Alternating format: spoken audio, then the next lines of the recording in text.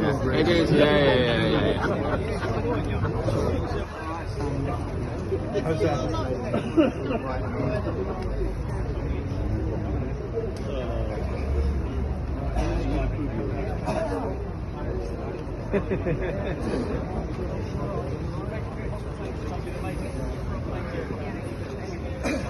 So Tommy, you know, coming out of the court, what has happened?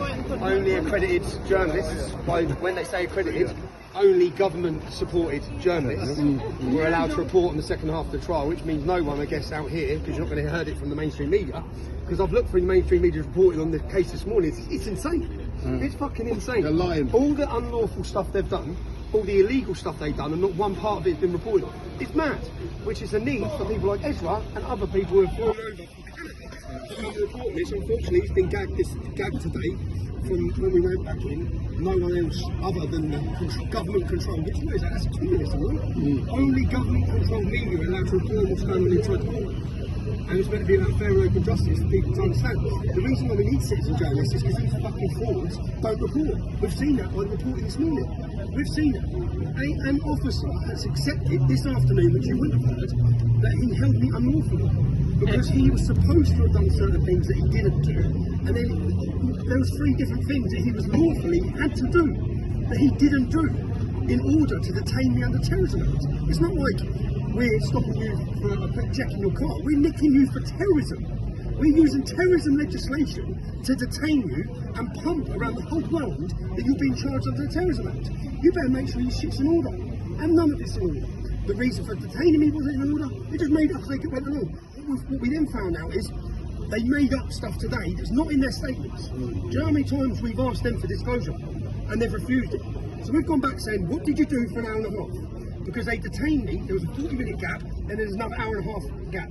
What were you doing in that time? From stopping me originally, what was going on? We know what was going on. It was going up the ladder to the top, yeah? And they were making decisions.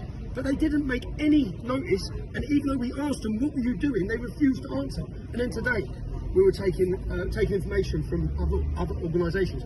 We've asked you that multiple times. You have to give us disclosure, which they haven't yet. They didn't give. So now there's been another application to make the judge aware. We've asked all this information, then they've brought shit up today in court where there's no evidence of it, there's no paperwork trail, there's no email trail, there's nothing. And then he started making up, Joe, his reason was Islamophobia. Yeah. Islamophobia. What even is Islamophobia? They're taking it from the Labour government's Islamophobia bill. You talk about Islam, we're going to nick you under terrorism. That's it. Anyway. And back tomorrow for the verdict.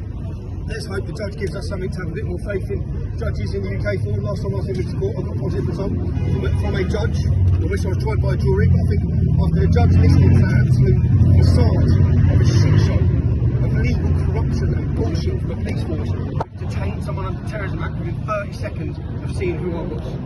And then they've tried to make up and wrote statements 6 months later, 9 months later. Why didn't you write this at the time? Why you wrote multiple, all of the officers, trying to get their ducks in order? That's what they were trying to do a year later. Well, why did you detain them? And then they're making up all the reasons, so let's see what happens today. Has the trial finished today, Tommy? Yeah, turn the camera around. Tommy. You remember